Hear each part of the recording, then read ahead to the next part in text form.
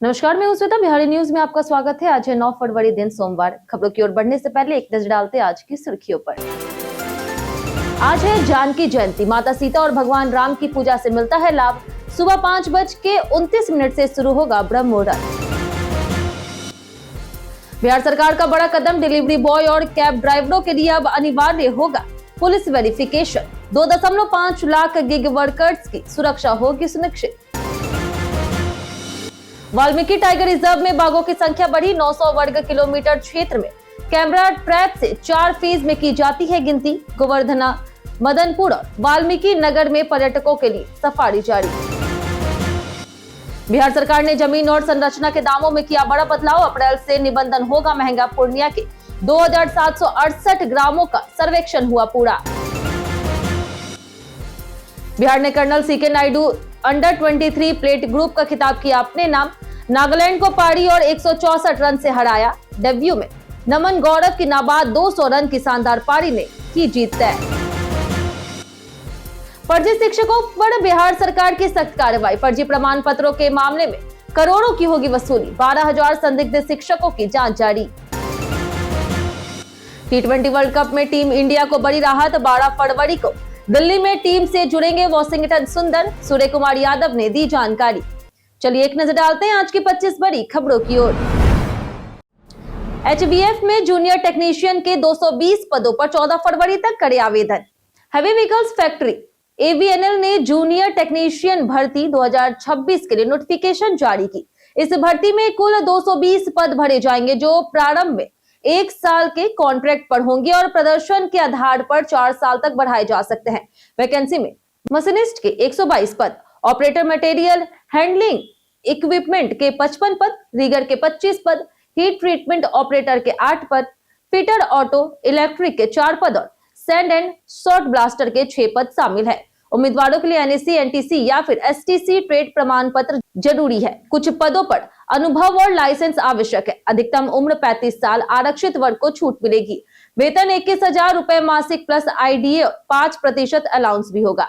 चयन shortlisting, document verification और trade test के आधार पर होगा। आवेदन 25 जनवरी से 14 फरवरी 2026 तक फॉर्म HBF या फिर AVNL वेबसाइट से डाउनलोड कर भरे हुए फॉर्म को हैवी व्हीकल फैक्ट्री, चेन्नई 600054 पर भेजना होगा। जमीन और फ्लैट रजिस्ट्री के लिए करनी होगी तस्वीर अपलोड। बिहार सरकार 1 अप्रैल से जमीन, मकान और फ्लैट की रजिस्ट्री प्रक्रिया को डिजिटल और पारदर्शी बनाने जा रही। नई व्यवस्था के तहत अब निबंधन विभाग के पोर्टल पर संपत्ति की सैटेलाइट तस्वीर और लोकेशन अपलोड करना अनिवार्य होगा। खाता नंबर, प्लॉट नंबर और रकबा जैसी जानकारी भी दर्ज करनी होगी। इससे फर्जीवाड़े और एक ही संपत्ति की दोबारा बिक्री पर रोक लगेगी। दरभंगा जिले में सफल ट्रायल के बाद पूरे राज्य में इसे लागू किया जा रहा। इससे आम लोग सुरक्षित तरीके से संपत्ति खरीद सकेंगे और विवाद कम होंगे। जानकी जयंती पूजा की जाने शुभ मुहूर्त। जानकी जयंती हर साल फाल्गुन मास की कृष्ण पक्ष अष्टमी को मनाई जाती है। यह पर्व माता सीता और भगवान राम की पूजा का दिन है। साल 2026 में जानकी जयंती आज मनाई जा रही, जो 10 फरवरी सुबह 7:27 तक रहेगी। पूजा का शुभ मुहूर्त ब्रह्म मुहूर्त सुबह 5:29 से 6:20, प्रातः संध्या 5:54 से 7:10 और अभिजीत मुहूर्त दोपहर 12:30 से 1:16 तक है। पूजा में स्नान ध्यान के बाद माता सीता की हल्दी, चंदन, कुमकुम, दीपक, श्रृंगार और भोग अर्पित करें। मंत्र जप और आरती से पूजा संपन्न होती है। बिहार में फर्जी शिक्षकों के खिलाफ सरकार करेगी करोड़ों की वसूली। बिहार सरकार ने फर्जी सरकारी शिक्षकों के खिलाफ सख्त कार्रवाई शुरू की है। पिछले 10 वर्षों में 3000 शिक्षकों के प्रमाण पत्र फर्जी पाए गए, जिनसे लगभग 1400 करोड़ रुपए वेतन वसूलने के साथ ब्याज भी लिया जाएगा। इन शिक्षकों ने फर्जी BEd, BA, BSc आधार, जाति और निवास प्रमाण पत्र का इस्तेमाल किया। अब तक 12,000 संदिग्ध शिक्षकों की जांच की जा रही है, जिनमें बिहार के साथ यूपी, पश्चिम बंगाल, झारखंड, दिल्ली और हरियाणा के शिक्षक भी शामिल है। शिक्षा मंत्री सुनील कुमार ने बताया कि फर्जी पाए गए शिक्षकों पर कड़ी कार्रवाई होगी। डिलीवरी बॉय और कैब ड्राइवरों का सुरक्षा सत्यापन होगा सख्त। बिहार सरकार ने डिलीवरी बॉय और कैब ड्राइवर जैसे गिग वर्कर्स के लिए सुरक्षा नियम सख्त कर दिए। अब किसी भी गिग वर्कर को काम पर रखने से पहले कंपनियों के लिए पुलिस वेरिफिकेशन करना अनिवार्य होगा। राज्य में करीब 2.5 लाख होम डिलीवरी और गिग वर्कर्स की पूरी जानकारी तैयार की जाएगी। पटना, भागलपुर और मुजफ्फरपुर में सबसे ज्यादा नेटवर्क होने के कारण विशेष टीमें सक्रिय होगी। कंपनियों को निर्देश दिए गए हैं कि कार्यरत गिग वर्कर्स भी निश्चित समय में अपने चरित्र प्रमाण पत्र जमा करें। यह कदम ग्राहकों की सुरक्षा सुनिश्चित करने और संदिग्ध लोगों की एंट्री रोकने के लिए लिया गया है। वाल्मीकि टाइगर रिजर्व में बढ़ी बाघों की संख्या।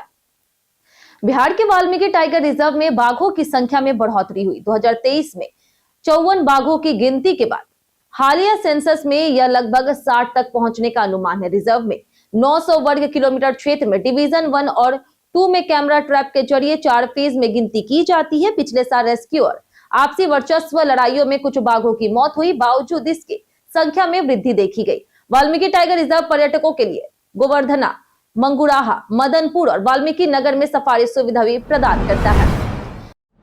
बिहार बना colonel C K Naidu under 23 plate group champion. Bihar cricket team ने मोइनुल हक स्टेडियम पटना में colonel C K Naidu trophy plate group के फाइनल में नागालैंड को पारी और 164 रन से हरा करके खिताब अपने नाम किया। बिहार ने पहली पारी में 482 रन बनाए, जिसमें नमन गौरव ने डेब्यू मैच में नाबाद 200 रन की धमाकेदार पारी खेली।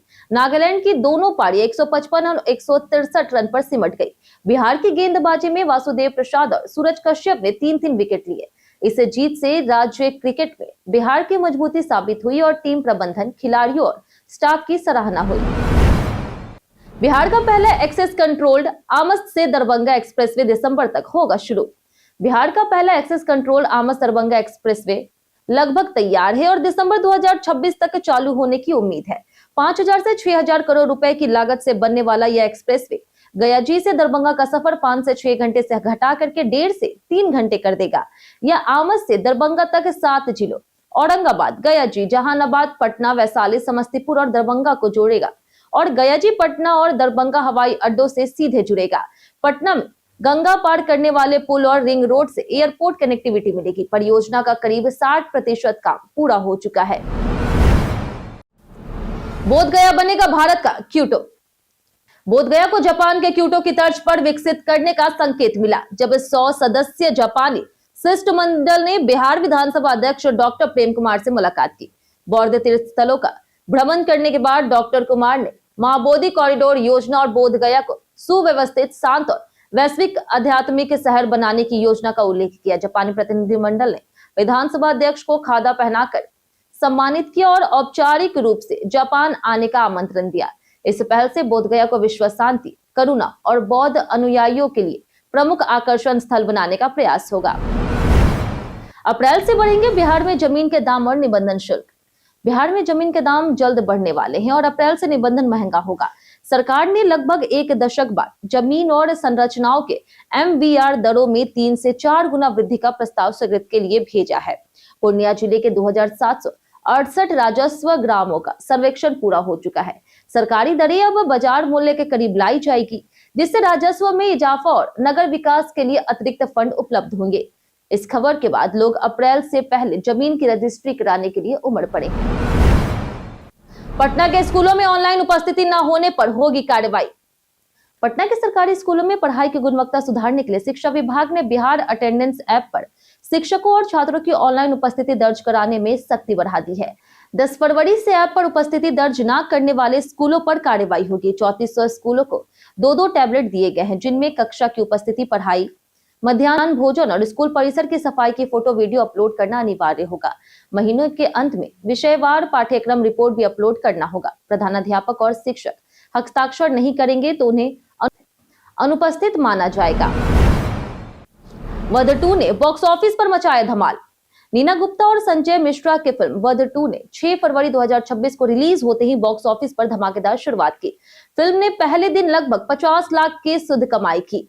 टैक्स सहित कुल मिलाकर के 59 लाख तक पहुंचाई, जो पहले भाग की ओपनिंग कमाई से 400% अधिक है।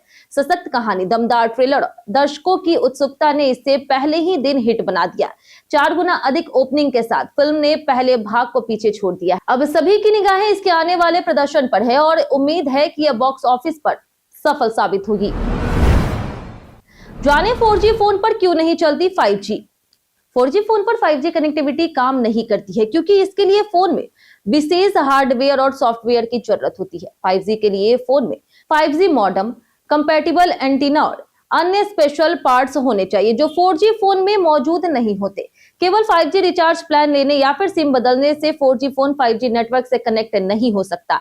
5G डेटा अलग फ्रीक्वेंसी बैंड पर काम करता है जिससे 4G फोन डिटेक्ट नहीं कर पाता। इसलिए 5G का फायदा उठाने के लिए आवश्यक है कि आपके पास 5G सक्षम फोन हो, ना कि केवल तेज रिचार्ज प्लान। मार्च में मलाही पकड़ी और खेमनी चक स्टेशनों से पटना मेट्रो सेवा होगी शुरू। पटना मेट्रो परियोजना में मलाही पकड़ी और खेमनी चक स्टेशनों को जोड़ने का काम अंतिम चरण में है। CMRS के फरवरी के अंतिम सप्ताह में टेक्निकी और सुरक्षा जांच के बाद मार्च के पहले सप्ताह में इन स्टेशनों से मेट्रो सेवा शुरू होने की संभावना है। इस विस्तार से पूर्वी पटना के इलाके मेट्रो नेटवर्क से जुड़ेंगे जिससे यात्रियों को समय की बचत और ट्रैफिक जाम से राहत मिलेगी। प्रशासनिक कार्यालय ISBT डिपो परिसर में शिफ्ट किया गया।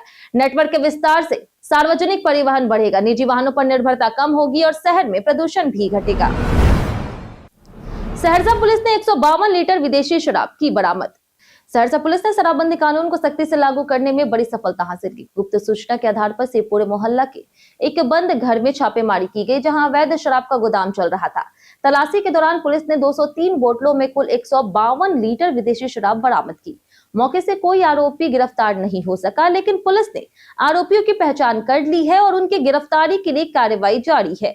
यह कदम अवैध शराब कारोबार पर अंकुश लगाने और कानून को प्रभावी रूप से लागू करने की दिशा में महत्वपूर्ण माना जा रहा है। जानिए आज कैसा रहेगा बिहार के मौसम का मिजाज।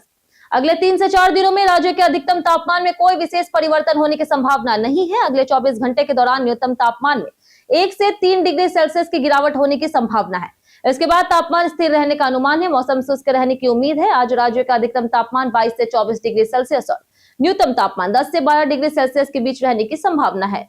इस दौरान बारिश या फिर तूफानी गतिविधियों की संभावना नहीं है। तापमान में हल्की गिरावट के बाद मौसम सामान्य और ठंडा बना रहेगा। वर्दी पहनकर अवैध वसूली कर रहे 4 फर्जी पुलिसकर्मी गिरफ्तार। बिहार के रोहतास जिले के डेहरी में पुलिस ने 4 फर्जी पुलिसकर्मी गिरफ्तार किए जो वर्दी पहन करके नकली राइफल लेकर के राहगीरों को रोक करके अवैध वसूली कर रहे थे। SI रजनीश कुमार को गुप्त सूचना मिली थी कि पावर ग्रिड पहलीजा के पास कुछ लोग पुलिस की वर्दी में लोगों को परेशान कर रहे।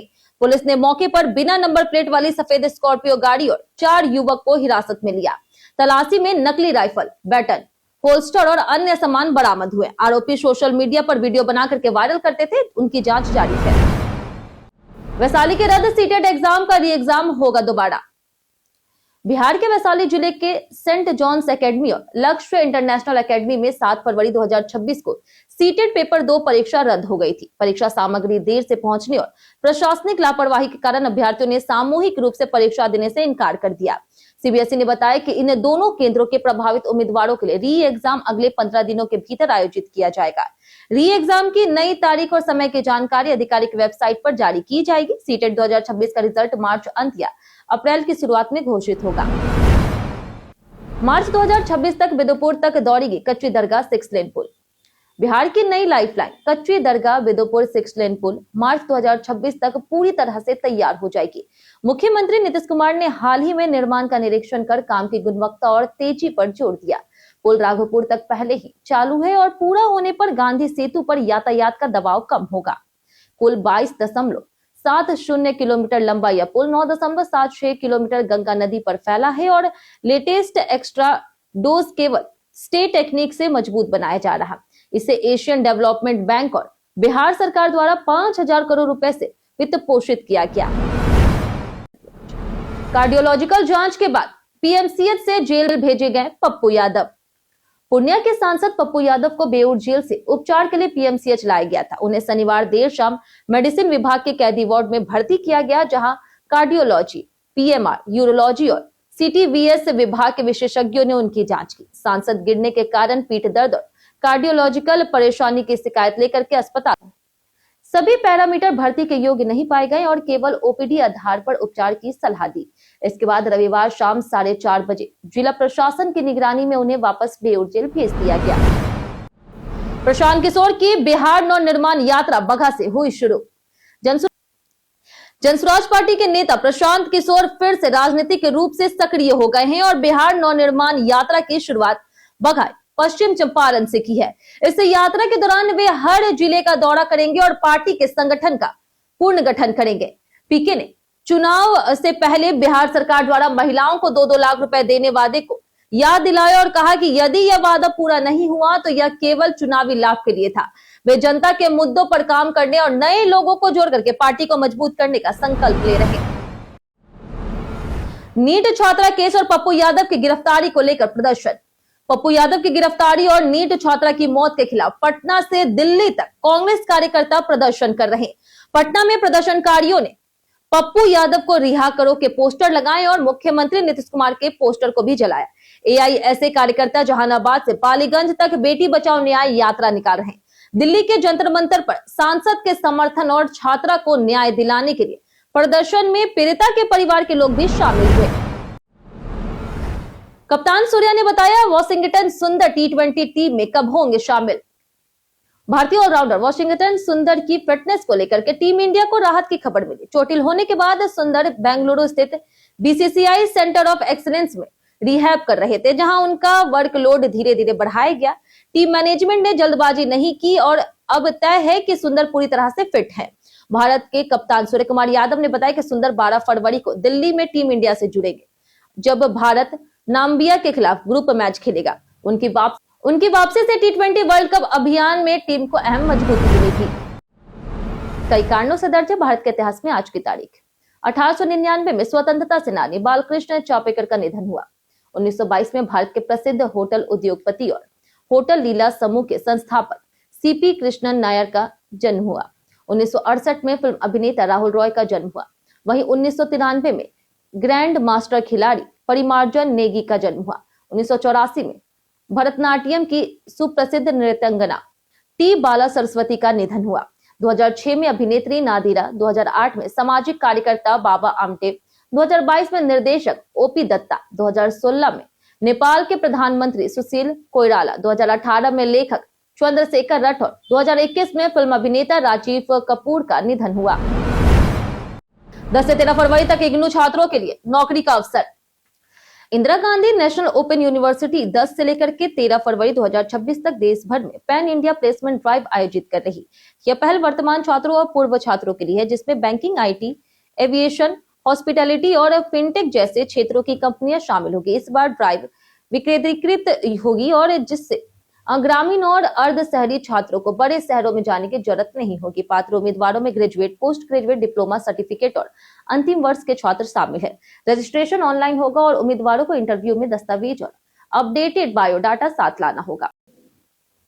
बीते दिन हमारे द्वारा पूछे गए सवाल का जवाब आप लोगों में से बहुत लोगों ने हमारे कमेंट बॉक्स सेक्शन में लिख करके दिया है। जिन्होंने हमारे द्वारा पूछे गए सवाल का जवाब दिया उनके नाम है अनवर करीम खान, लक्ष्मी मेहता, रितु कुमारी, राजीव कुमार, गीता देवी, सूरज रॉय, विजय घायल, कुमार चंदन, मोहम्मद शर्मा, धनराज कुमार, कृष्णा प्रसाद, अतीक खान, रिपू यादव, देवेंद्र कुमार, राम जगत यादव, संजय कुमार, सागर कुमार, ललित कुमार, रंजीत मिश्रा, राजीव कुमार, रंजू देवी, मीतू कुमारी, पंचायत सिंह, पंचानन सिंह, विजय कुमार, प्रदीप पंडित, पप्पू कुमार, विनय कुमार, महेंद्र प्रसाद, रामलाल सोरेन, स्वनेश्वर कुमार, विनोद शाह और अर्जुन सिंह।